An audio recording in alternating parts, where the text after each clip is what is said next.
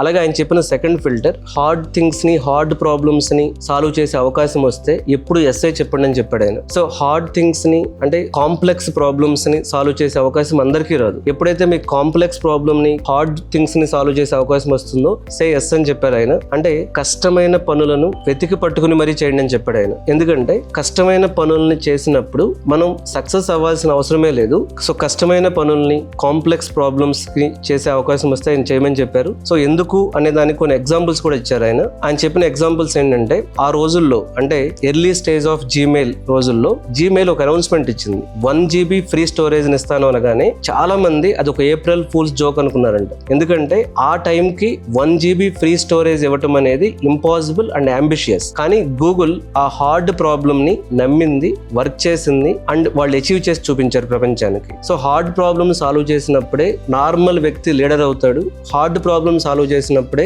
ఒక normal company brand అవుతుంది. అలాగే వాళ్ళకి దాని మీద చాలా కొత్త ఆపర్చునిటీస్ వస్తాయి.